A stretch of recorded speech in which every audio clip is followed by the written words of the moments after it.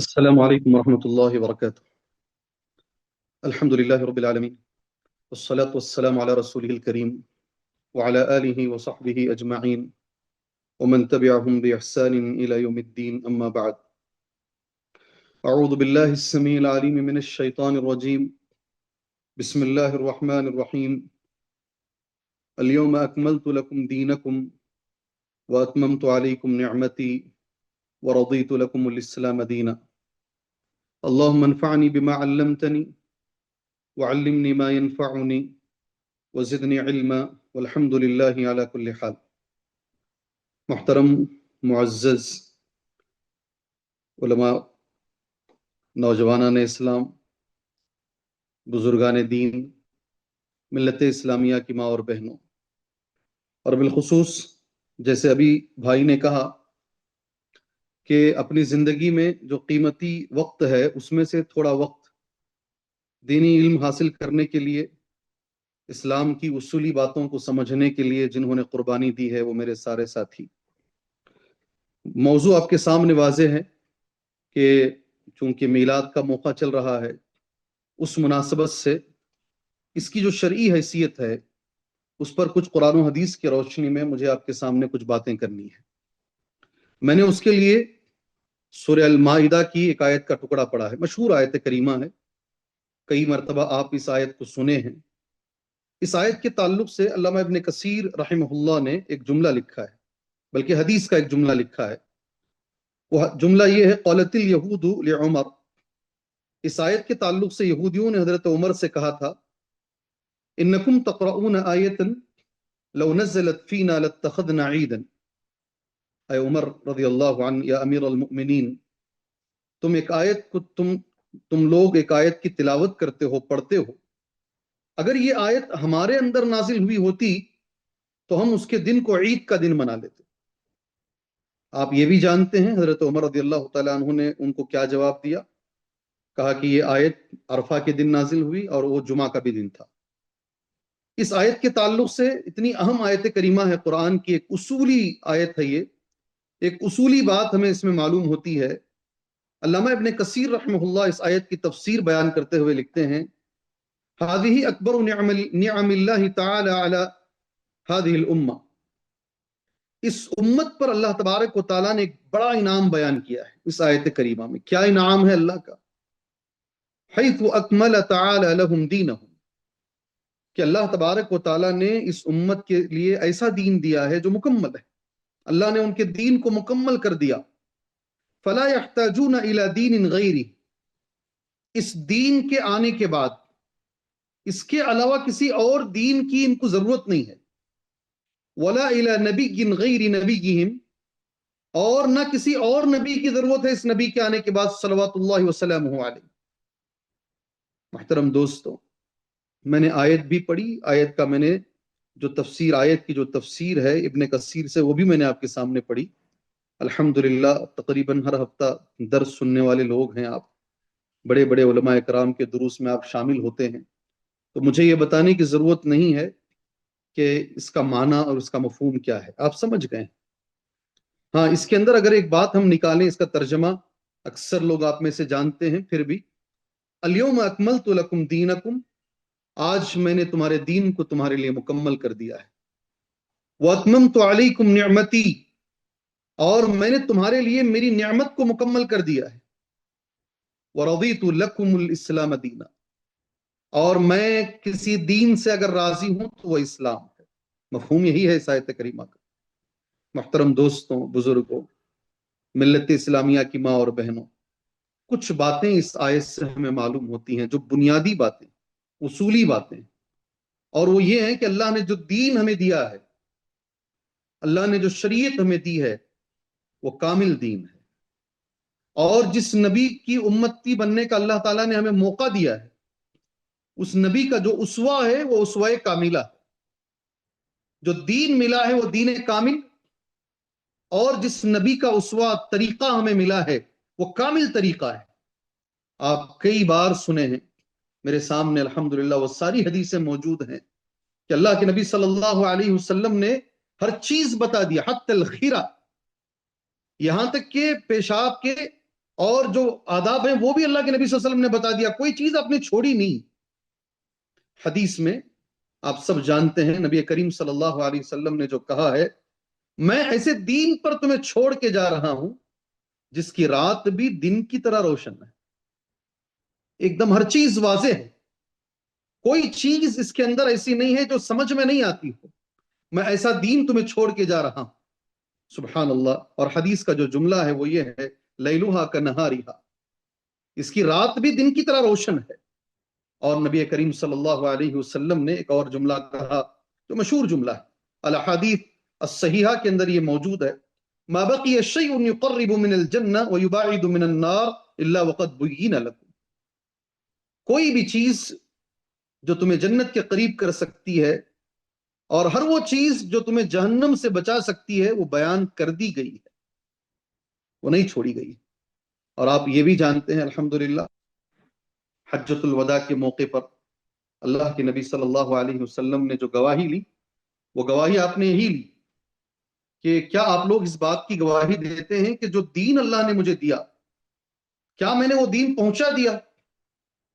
اور تمام نے جو گواہی دی، سبحان اللہ، اس کے بعد اللہ کے نبی صلی اللہ علیہ وسلم نے اسے اوپر کر کے اللہم اشہد اللہم اشہد اللہم اشہد، آپ نے 3 مرتبہ وہ اوپر انگلی کر کے سبابہ جسے کہتے ہیں آپ نے یہ کہا۔ یہ ساری باتوں سے ہمیں جو بات نکل کر آتی ہے وہ یہ ہے، یہ دین مکمل ہے اور اللہ کے نبی صلی اللہ علیہ وسلم نے ہر چیز ہمیں بتا دیا ہے۔ اس موضوع پر میرے بھائیوں، ملت اسلامیہ کی بہنوں، ایک بڑی اچھی حدیث ہے جو ہمیں ذہن میں رکھنے کی ضرورت ہے۔ وہ حدیث امام بخاری رحمہ اللہ نے اس حدیث کو بیان کیا، اخرجہ الامام بخاری فی کتاب الایمان باب الزکاۃ من الاسلام، اس باب کے اندر اس حدیث کو امام بخاری رحمہ اللہ نے بیان کیا ہے۔ بہت اچھی حدیث ہے۔ اس چیز کو سمجھنے کے لیے پہلے ہم بنیادی باتوں کو سمجھتے ہیں، اس کے بعد میں انشاءاللہ تعالی ہم میلاد پر ہم آئیں گے۔ راوی حدیث طلحہ بن عبید اللہ ہے، ان طلحہ ابن عبید اللہ قال جاء رجل الى رسول اللہ صلی اللہ علیہ وسلم، کہتے ہیں ایک آدمی آئے اللہ کے نبی کے پاس صلی اللہ علیہ وسلم، من اہل نجد، نجد سے تھے وہ، ثائر الرأس، سر کے جو بال تھے پراگندہ تھے، یسمع الدوی صوتی ولا یفقہ، وہ کچھ بات کر رہے تھے اللہ کے نبی صلی اللہ علیہ وسلم سے، ایسی بات جو ہماری سمجھ میں نہیں آ رہی تھی۔ انہوں نے کہا کہ حتی دنا، بہت قریب ہو گئے نبی کریم صلی اللہ علیہ وسلم سے، فَإِذَا هُوَ يَسْأَلُ عَنِ الْإِسْلَامِ، اور انہوں نے قریب ہو کر جو سوال کیا وہ پوچھا اسلام کیا ہے۔ ایک حدیث جبرائیل ہے، ایک یہ حدیث بھی ہے، آپ سنیے گا۔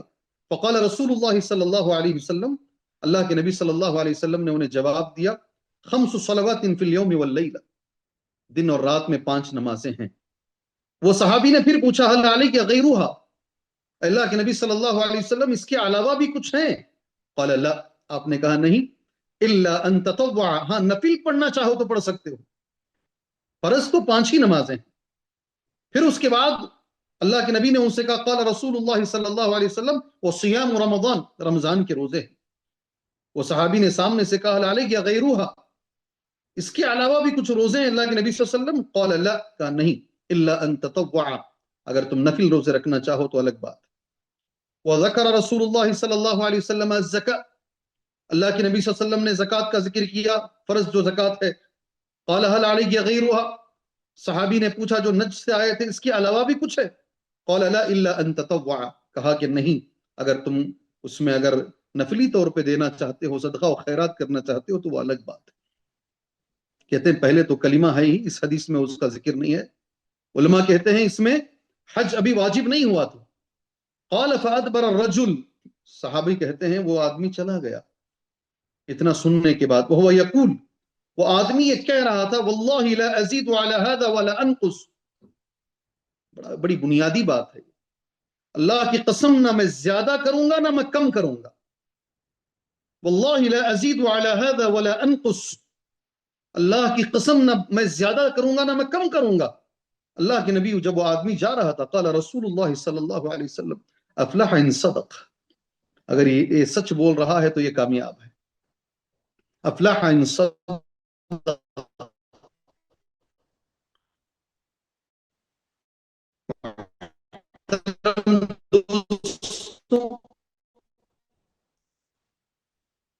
ایک بنیادی بات ہے دین کیا ہے کو اس میں زیادہ کرنے کی گنجائش ہے. اگر دین میں کمی ہوتی ہے تو پھر وہ معصیت ہے، وہ گناہ ہے. ہاں اگر دین میں جو نبی نے بتایا اس میں زیادتی ہوتی ہے، علماء نے کہا یہ بدعت ہے. اور علماء نے یہ بھی کہا کہ شیطان کو معصیت سے زیادہ بدعت پسند ہے. سبحان اللہ. شیطان کو، ابلیس کو معصیت سے زیادہ بدعت پسند ہے. ایک اصولی گفتگو ہے جسے ہمیں سمجھنے کی ضرورت ہے اس حدیث کی روشنی میں. بدعت کس کو کہتے ہیں اور شیطان کو بدعت کیوں پسند ہے؟ سب سے پہلے آج ہم بدعت کی تعریف کر لیتے ہیں. ہو سکے تو کہیں لکھ کے رکھیے، اس لیے کہ لوگ الگ الگ قسم کی باتیں کرتے ہیں. یہ بھی لوگ کہیں گے، اور میں نے سنا بھی ہے، کہ آپ مائک میں کیوں بولتے ہیں، یہ بھی بدعت ہے. اللہ کے نبی نے نہیں کہا صلی اللہ علیہ وسلم. آپ اس طرح کے کپڑے کیوں پہنتے ہیں، یہ بھی بدعت ہے، اللہ کے نبی نہیں پہنے ہیں صلی اللہ علیہ وسلم. الگ الگ قسم کی باتیں ہیں. بدعت کیوں؟ اس لیے ابلیس کو زیادہ پسند ہے، شیطان کو زیادہ پسند ہے معصیت کے مقابلے میں. سب سے پہلی چیز آج کی اس گفتگو میں، بدعت کہتے کسے ہیں؟ میرا ایک طریقہ ہمیشہ ہوتا ہے کہ میں سوالات کر کے جواب دیتا ہوں، مگر آج میں آپ سے کیا سوال کروں؟ آپ اتنی دور ہیں اور بولنے کی اجازت صرف مجھے ہے، آپ کو صرف سننے کی اجازت ہے. اس لیے میں سوال نہیں کروں گا، میں تعریف بتا دیتا ہوں آپ کو. بدعت کی تعریف کیا ہے؟ ہو سکے تو کہیں لکھ کے رکھیے گا، اسے زندگی بھر یہ کام آئے گی یہ تعریف آپ کو. بدعت کی تعریف جو علماء اکرام نے لکھی ہے: تعبد للہ تعالی بما لیس علیہ النبی صلی اللہ علیہ وسلم ولا خلفاؤہ. التعبد للہ تعالی بما لیس علیہ النبی صلی اللہ علیہ وسلم ولا خلفاؤہ. ایک اور جملہ علماء نے یہ بھی لکھا ہے: کل من تعبد للہ سبحانہ وتعالی بغیر ما شرع عقیدتا او قولا او فعلا. میں نے کہا کہ آپ اس کو نوٹ کر کے رکھیں. میں ایسے ہی نہیں بول رہا ہوں، میں بھی نوٹ کر کے آپ کے سامنے میں اس کو بولنے کی کوشش کر رہا ہوں کہ بدعت بولتے کسے. اگر اس کا میں اردو میں اگر معنی کرتا ہوں، اس لیے میں نے کہا کہ اس کو لکھ کے رکھیے، اس کو لکھ کے رکھیے کہ بدعت کہتے کسے. ہر آدمی اپنی اپنی الگ ایک تعریف کرتا ہے بدعت. ہر آدمی، اہل علم نے کیا تعریف کی ہے، علماء نے اس کی تعریف کیا کی ہے، ہمارے لیے وہ بہت ضروری ہے. میرے بھائیوں، میری بہنوں، اس کا اردو میں ہر وہ کام جسے نیکی اور ذریعے تقرب سمجھ کر کیا جائے، جس کی دلیل نہ کتاب و سنت میں ہو اور نہ صحابہ کے عمل سے. جی ہاں، یہ بھی ہو سکے تو لکھ کے رکھے.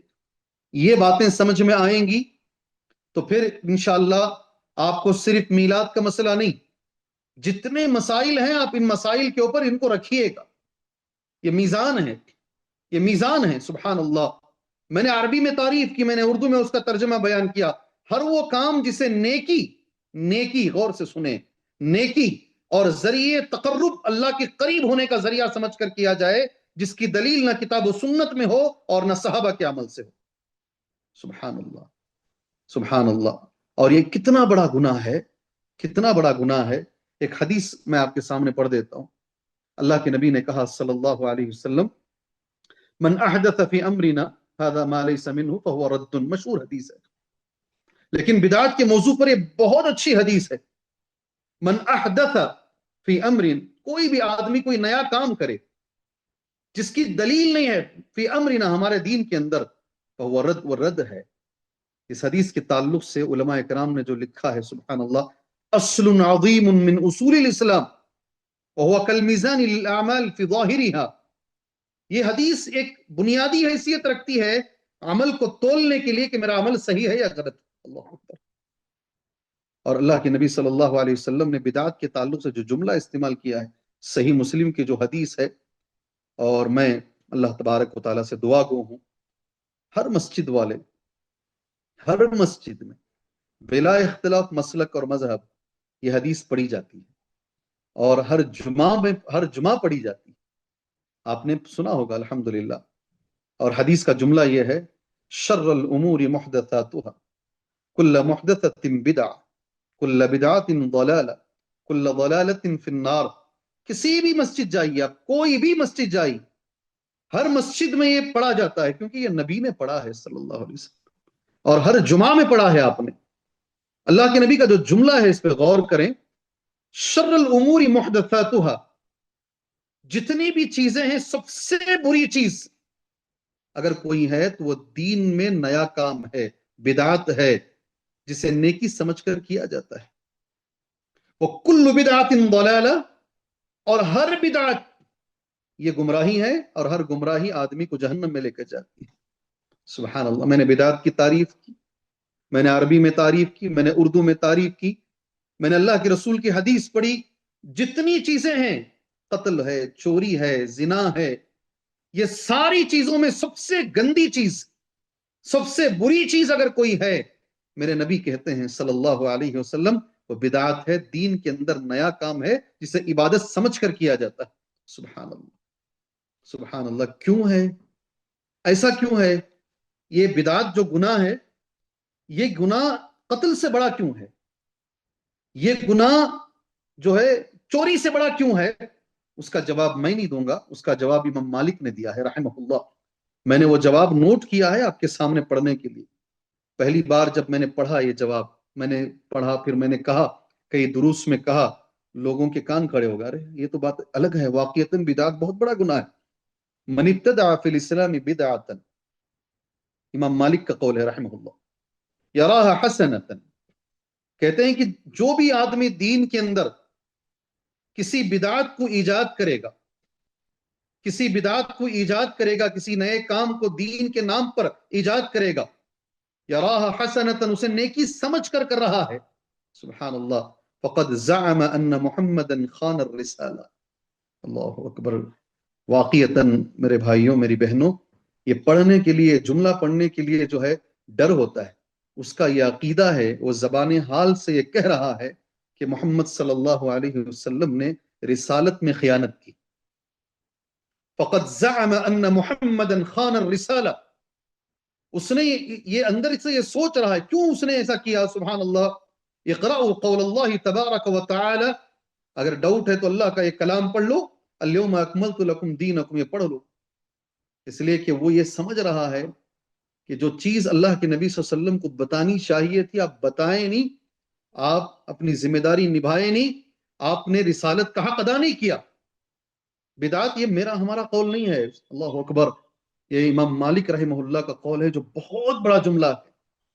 क्यों बिदात बड़ा है? बिदात इतना बड़ा गुनाह क्यों है? इसलिए कि बिदाती ज़बाने हाल से ये कह रहा है कि नबी करीम सल्लल्लाहु अलैहि वसल्लम ने खियानत की। औज़ु बिल्लाहि मिनश शैतानिर रजीम। इसलिए बिदात बड़ा गुनाह है। एक और जुमला जो अहले इल्म ने लिखा है बिदात के ताल्लुक से, सही तरगीब और तरहीब के अंदर ये मौजूद है, इन्नल्लाह हजब तौबत अन कुल्लि साहिब बिदअतिन हत्ता यदा बिदअतहु, कि बेशक अल्लाह तबारक व तआला तौबा की तौफीक छीन लेता है बिदअती से। क्यों? इसलिए कि वो तो नेकी समझ के कर रहा है।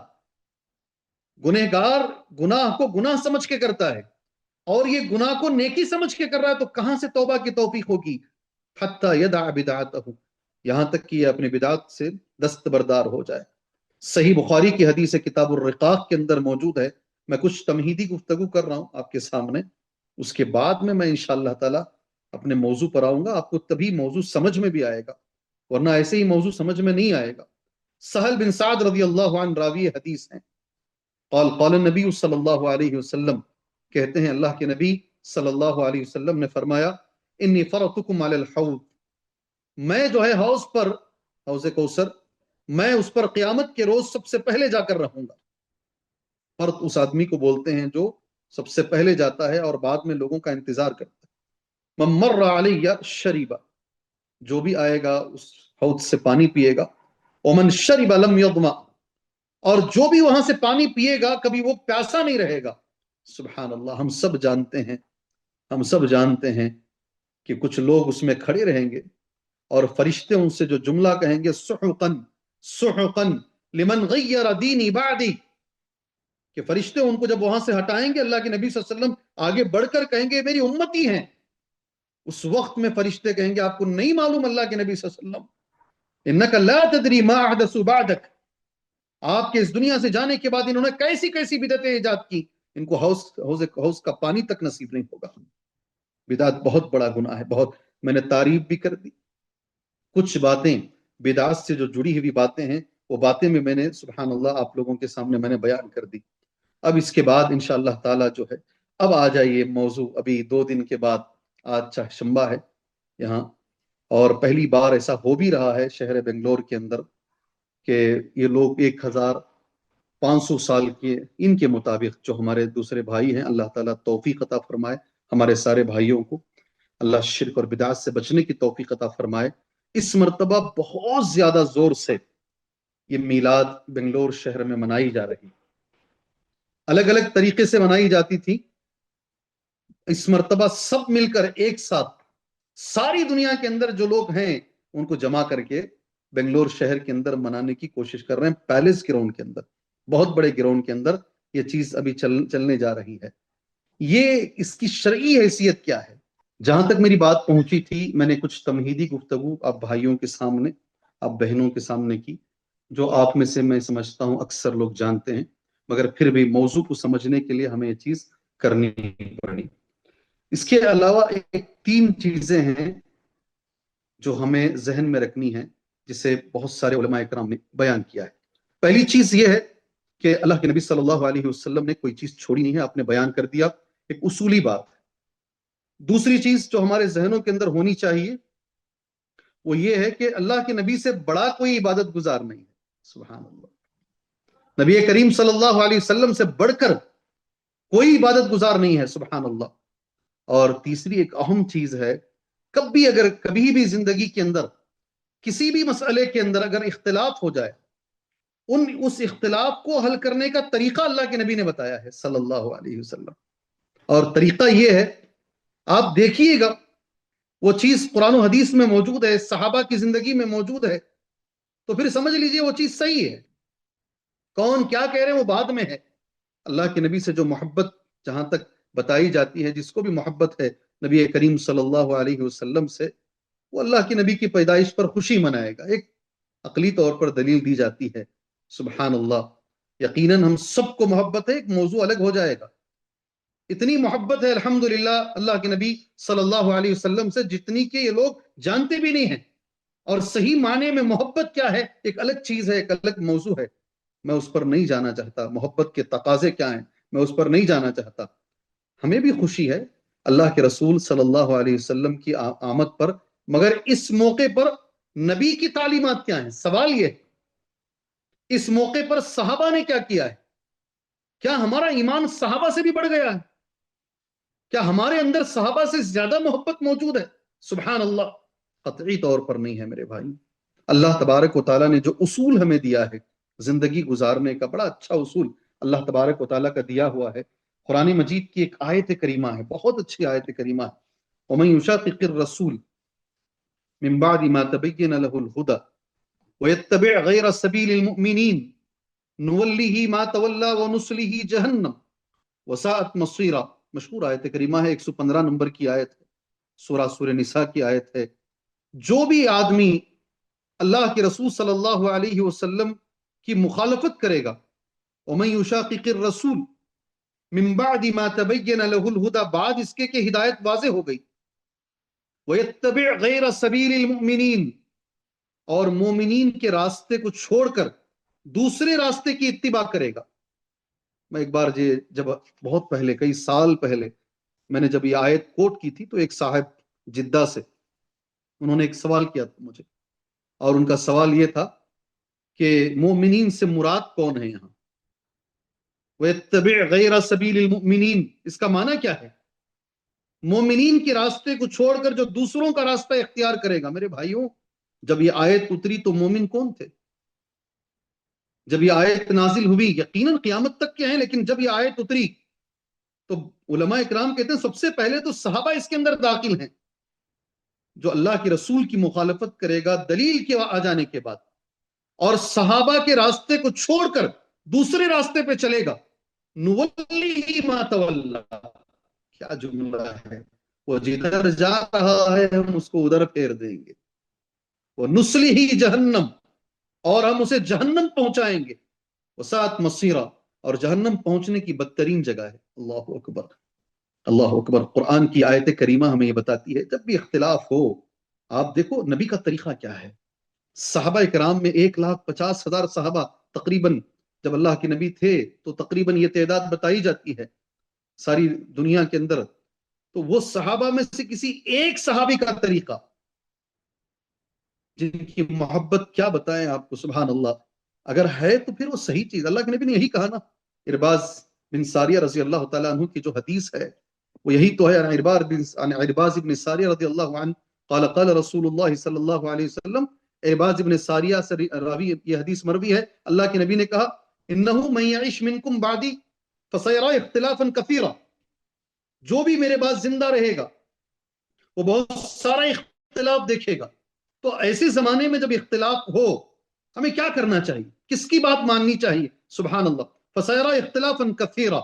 اللہ کے نبی کا جو جواب ہے بڑا اچھا جواب ہے، یہ بول رہے ہیں، یہ فلاں بول رہے ہیں، صحیح کون ہے اس کے اندر؟ اللہ کے نبی نے کہا فعلیکم بسنتی وسنت الخلفاء الراشدین المہدیین عضوا علیہا بالنواجذ۔ اللہ اکبر، میری سنت کو دیکھو، میرا طریقہ کیا ہے اس مسئلے میں دیکھو، اور خلفائے راشدین جو صحابہ میں اول نمبر پر ہیں ان کا طریقہ اس مسئلے میں کیا ہے دیکھو، وہ سنت الخلفاء الراشدین المہدیین جو صحیح معنی میں ہدایت پر ہیں۔ اللہ اکبر، کسی بھی مسئلے کو حل کرنے کا یہی طریقہ ہے، جب ہم ان اصولوں کو سامنے رکھ کر، جیسے میں نے کہا 3 بنیادی باتیں، یہ ساری باتوں کو سامنے رکھ کر اگر ہم دیکھتے ہیں میلاد اس کی حیثیت کیا ہے، کس نے کیا ہے، اللہ کے رسول صلی اللہ علیہ وسلم کے زمانے میں اس کا کچھ وجود ملتا ہے یا نہیں ہے، تو ہمیں ایک بات یہ معلوم ہوتی ہے، میلاد جو ہے نبی نے منایا۔ ایک دلیل یہ بھی دی جاتی ہے کہ اللہ کے رسول صلی اللہ علیہ وسلم نے پیر کا روزہ رکھا اور پوچھنے پر کہا کہ اس دن میں پیدا ہوا، سبحان اللہ، تو پیدائش کی اہمیت تو مل رہی ہے، حدیث سے مل رہی ہے۔ عجیب تماشا ہے، اللہ کے نبی نے جو عمل کیا وہ نہیں چاہیے، آپ بھی پیر کا روزہ رکھیے، ساتھ میں حدیث میں یہ بھی جملہ ہے اس دن عمل پیش ہوتا ہے، تو جو عمل نبی نے کیا اگر وہ چیز اہمیت کی ہوتی تو پھر صحابہ کرتے نا، سبحان اللہ، اللہ کے نبی صلی اللہ علیہ وسلم نے اسے اہمیت نہیں دی۔ اور ہم یہ بھی جانتے ہیں سبحان اللہ، حضرت عمر کے زمانے میں جب تاریخ بنانے کا مسئلہ آیا، حضرت عمر رضی اللہ تعالیٰ عنہ نے جب مشورے لیے، صحیح بخاری کی حدیث ہے، الگ الگ مشورے دیے گئے، کسی نے کہا اللہ کے نبی جب پیدا ہوئے تب، حضرت عمر نے اس وقت کہا قربان جائے کہ اگر ہم نبی کی پیدائش سے تاریخ لیتے ہیں تو ایک وقت آئے گا لوگ اسے اہمیت دینے لگیں گے اور لوگ اسے عید منانا شروع کر دیں گے، سبحان اللہ، اس وقت کہا تھا۔ کسی نے کہا ما عدو، یہ حدیث کا جملہ ایسا بخاری میں ہے، ما عدو من مبعث النبی صلی اللہ علیہ وسلم ولا من مولدی، نہ پیدائش سے تاریخ لی گئی نہ جس دن نبی بنائے گئے اس سے، کیونکہ لوگ اسے الگ اہمیت دیں۔ سبحان اللہ میرے بھائیوں، اس زمانے میں صحابہ نے سوچا اس چیز کو، یہ تمام باتوں کو سامنے رکھ کر اب آگے بڑھتے ہیں انشاءاللہ تعالی کہ اس کی شرعی حیثیت، اس کو بنانے والے کون ہیں؟ نہ نبی نے بنایا نہ صحابہ نے بنایا، کب یہ چیز شروع ہوئی ہے اس کا نام سامنے ڈاکٹر اسحاق صاحب نے لکھا ہے، میں اس کو کھول کے بیٹھا ہوں، ابو سعید کوکبوری بن ابو الحسن علی ابن محمد الملقب الملک المعظم مظفر الدین اربل، میں نے نام پڑھا ہے۔ سب سے پہلے جس انسان نے اس کو شروع کیا میں نے اس کا نام پڑھا ہے، جی ہاں، اور یہ بھی ہے اللہ تبارک و تعالی ہمارے سے نیکی کا کام اللہ کروائے، ایسا نہ ہو کہ کوئی ایسا کام آدمی کر کے چلا جائے، اس کے جانے کے بعد ہزاروں لاکھوں لوگ کرتے رہیں اور وہ بھی اس کا وبال اس پر آتا رہے۔ میں نے پڑھا ہے، دیکھ کے پڑھا، ابو سعید کوکبوری ابن ابو الحسن علی ابن محمد الملقب الملک المعظم، اس کا نام ہے ابو سعید کوکبوری، والد کا نام ہے ابو الحسن علی بن محمد، اور اس کا لقب ہے الملک المعظم، موصل میں رہنے والا، المتوفا جس کا انتقال ہوا ہے 630 ہجری میں۔ آپ سوچ کے دیکھیے 630 ہجری، اللہ کے نبی صلی اللہ علیہ وسلم کے جانے کے 600 سال کے بعد، کہاں صحابہ کا زمانہ، تابعین کا زمانہ، تبع تابعین کا زمانہ، سبحان اللہ، اس کے بعد ائمہ کا زمانہ، محدثین کا زمانہ، یہ سارے زمانوں میں کبھی یہ بدعت نہیں رہی، اللہ اکبر۔ 600 سال کے بعد یہ بادشاہ تھا وقت کا، اور اس نے جو ہے اس بدعت کو شروع کیا، یہ آہستہ آہستہ آہستہ یہ بدعت رائج ہونا شروع ہو گئی، اب جس چیز کو اللہ کے نبی کے جانے کے بعد، صحابہ کے زمانے کے بعد، تابعین کے زمانے کے بعد، تبع تابعین کے زمانے کے بعد، 600 سال کے بعد یہ چیز شروع کی گئی ہے، اور شروع کیسے کی گئی ہے؟ دین سمجھ کر شروع کی گئی ہے، دین کے نام پر شروع کی گئی ہے، اللہ کے رسول صلی اللہ علیہ وسلم کی محبت کے نام پر یہ چیز شروع کی گئی ہے۔ سبحان اللہ، یہ دین کا حصہ کیسے ہو سکتا ہے میرے بھائی؟ سوچ کے دیکھیے گا۔ اللہ تبارک و تعالیٰ، یہاں سننے والے تو تقریباً ہمارے وہ لوگ ہوتے ہیں جو یقیناً جانتے ہیں، مگر یہ بات ان تک پہنچنی چاہیے جو لاکھوں کی تعداد میں ابھی جو جلسہ یہ لوگ کرنے والے ہیں، تقریباً میں نے سنا کہ 5 لاکھ سے زیادہ لوگ ایک جلسے میں شرکت کرنے والے ہیں۔ اللہ ان تک یہ بات پہنچائے۔ یہ تو الزام ہے میرے نبی پر صلی اللہ علیہ وسلم، نہ یہ صحابہ کا طریقہ، نہ یہ نبی کا طریقہ۔ اب سوچ کے دیکھیے گا، باقاعدہ روایتوں میں موجود ہے، تابعین کے اندر سعید بن مسیب بہت بڑے تابعی گزرے ہیں، بہت بڑے تابعی، افضل التابعین ہیں۔ انہوں نے ایک آدمی کو دیکھا نماز پڑھ رہا ہے، انہوں نے اس کو منع کیا۔ اس نے پوچھا کیا نماز پر بھی عذاب ہوگا؟ کہا نماز پر نہیں ہوگا، مگر جس وقت پر تم نماز پڑھ رہے ہو اس وقت پر نماز پڑھنے سے نبی نے منع کیا ہے، نبی کی مخالفت پر عذاب ہوگا۔ نماز ہے، لوگ بولتے نا نیکی ہے نا مولوی صاحب، نیکی کر کر بھی کیا عذاب ہوتا؟ ہاں ہوتا ہے، نیکی جسے آپ سمجھ کے کر رہے ہیں۔ جی، سعید بن مسیب رحمۃ اللہ علیہ کے مطابق، جو داماد ابو ہریرہ ہیں، ابو ہریرہ رضی اللہ تعالیٰ عنہ کے داماد ہیں، بہت بڑے محدث ہیں، ان کے مطابق عذاب ہوتا ہے۔ نماز پڑھ رہا تھا وہ، لوگ بولتے نا کہ نیکی سمجھ کے۔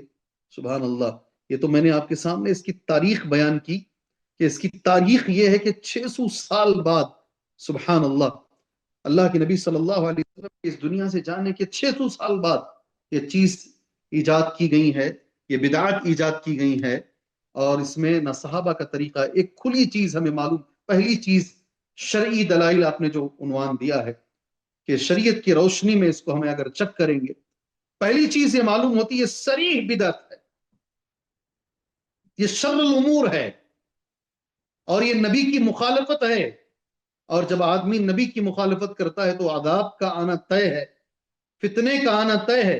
فَلْيَحْذَرِ الَّذِينَ يُخَالِفُونَ عَنْ أَمْرِهِ أَن تُصِيبَهُمْ فِتْنَةٌ أَوْ يُصِيبَهُمْ عَذَابٌ أَلِيمٌ۔ اللہ اکبر، ڈرنا چاہیے۔ جملہ کیسا ہے؟ سورہ نور کا جملہ ہے۔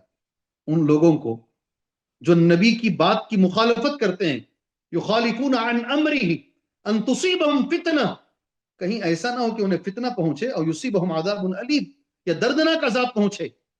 آج بڑے بڑے لوگ یہ کہتے ہیں، شیخ الاسلام ابن تیمیہ رحمہ اللہ بہت پہلے بول کر چلے گئے وہ، آج جو ذلت، جو رسوائی، دشمنوں کا تسلط، مسلمان چاروں جگہ جو مارے جا رہے ہیں، سوچنے والے 100 قسم سے سوچ سکتے ہیں، مگر شیخ الاسلام ابن تیمیہ رحمہ اللہ کا کہنا یہ ہے انہی بدعاتوں کا نتیجہ ہے، انہی بدعاتوں کا نتیجہ ہے کہ اللہ تبارک و تعالیٰ دشمنوں کو مسلط کر کے مسلمانوں کو ذلیل کر رہا ہے، یہ بدعاتوں کی وجہ سے۔ سبحان اللہ، اللہ اکبر، اللہ ہمیں بچنے کی توفیق عطا فرمائے۔ سب سے پہلی چیز شریعت کے اندر ان اصولوں کی روشنی میں یہ بدعات ہے، اس لیے کہ نبی نے اور صحابہ کرام نے اس کو نہیں کیا ہے۔ دوسری بات، جو میلاد کے تعلق سے جو چیزیں بیان کی جاتی ہیں، بہت ساری بدعاتیں اس کے اندر مل کر ایک بڑی بدعت بن جاتی، صرف یہ بدعت نہیں بنتی ہے، یہ بڑی بدعت بن جاتی ہے۔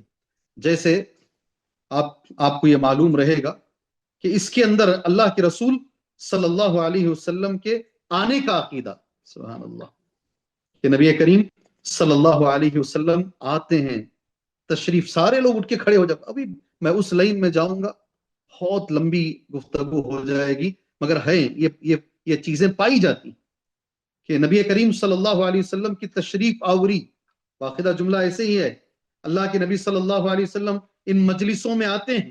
کتنا بڑا گناہ ہے، کتنی بڑی بے وقوفی ہے، سبحان اللہ۔ اس کے اندر ایک چیز ہے، اللہ تبارک و تعالیٰ محفوظ رکھے اللہ تبارک و تعالیٰ۔ اور اس کے اندر ایک اور گناہ مل جاتا ہے، یہ ایک گناہ نہیں رہا، ابھی صرف ایک چیز نہیں رہی، کئی گناہ اس کے اندر مل کر یہ بہت بڑا گناہ بن جاتی ہے یہ کیا کیا گناہ اس کے اندر ملتے ہیں، میں ایک ایک کر کے آپ کے سامنے۔ نبی کریم صلی اللہ علیہ وسلم کی پیدائش پر جو خوشی منائی جاتی ہے، ایک تو یہ بدعت، دوسرا اللہ کے نبی صلی اللہ علیہ وسلم کے آنے کا عقیدہ اس کے اندر، تیسری چیز جو دین سے ٹکراتی ہے اس کے اندر وہ یہ ہے کہ اللہ کے نبی صلی اللہ علیہ وسلم نے 2 عیدیں ہی بتائی، آپ سب جانتے ہیں، مجھے یہ بھی واضح کرنے کی ضرورت نہیں، حدیث نسائی کے اندر موجود ہے، شیخ البانی رحمہ اللہ نے حدیث کو صحیح قرار دیا ہے۔ اللہ کے نبی نے جو کہا قد ابدلکم اللہ بہما خیرا منہما، اللہ تبارک و تعالیٰ نے 2 بہترین دن تمہیں بدلے میں دیا ہے، یوم الفطر و یوم الاضحیٰ، ایک یوم الفطر ہے اور ایک یوم الاضحیٰ ہے، یہ 2 عیدیں اللہ کے نبی نے ہمیں دی ہیں صلی اللہ علیہ وسلم۔ اس لیے جب عنوان میں یہ لکھا گیا عید میلاد النبی، یہ تیسری عید کس نے دی؟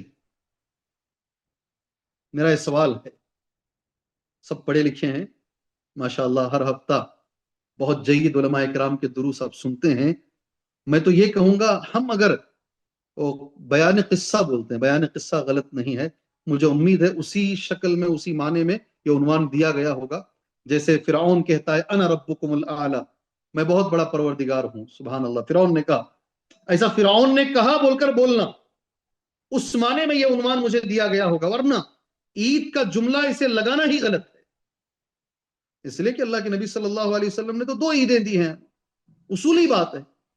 تیسرے کس نے لگایا ہے عید میلاد النبی، یہ جملہ لگانے کی اجازت کس نے دی ہے ہمیں، سبحان اللہ۔ ہاں، اس کے علاوہ ابن ماجہ کی حدیث نمبر 1098 جو حدیث کا نمبر ہے، شیخ البانی رحمہ اللہ کی صحت کے ساتھ، اس میں ایک اور عید کا تذکرہ ہے، مگر وہ الگ ہے، ان هذا يوم عید جعله الله للمسلمين فمن جاء الى الجمعة فليغتسل وان كان طيب فليمس منه وعليكم بالسواك، رواہ الامام ابن ماجہ، صحیح حدیث ہے، ہم سب جانتے ہیں، جمعہ کے دن کے تعلق سے اللہ کے نبی صلی اللہ علیہ وسلم نے عید کا جملہ استعمال کیا، مگر وہ الگ ہے، وہ الگ ہے، ورنہ سال میں 2 عیدیں ہی اللہ تبارک و تعالیٰ نے ہمیں دی ہے۔ ایک مزید چیز ہے نبی کی آمد اور ساتھ میں نیا جملہ عید کا، اس کے علاوہ اگر آپ دیکھیں گے کیا کیا بدعتیں سبحان اللہ اس میں ہوتی ہیں، ایک طرف نماز چل رہی ہے اور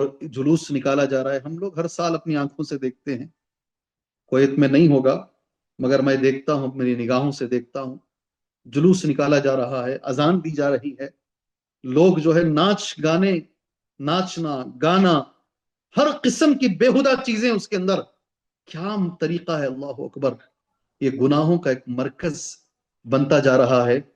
میں اللہ تبارک و تعالیٰ سے یہی دعا کرتا ہوں، اس لیے کہ ابھی مجھے نماز کے لیے جانا ہے کچھ منٹوں میں، اللہ سے میں دعا یہ کرتا ہوں اللہ تبارک و تعالیٰ، یقیناً یہ ایک بڑا گناہ ہے، ایک بڑی بدعت ہے، اللہ تعالیٰ اس امت میں وہ لوگ جو اس کو منانے کی کوشش کر رہے ہیں، اللہ تعالیٰ انہیں صحیح سمجھ عطا فرمائے۔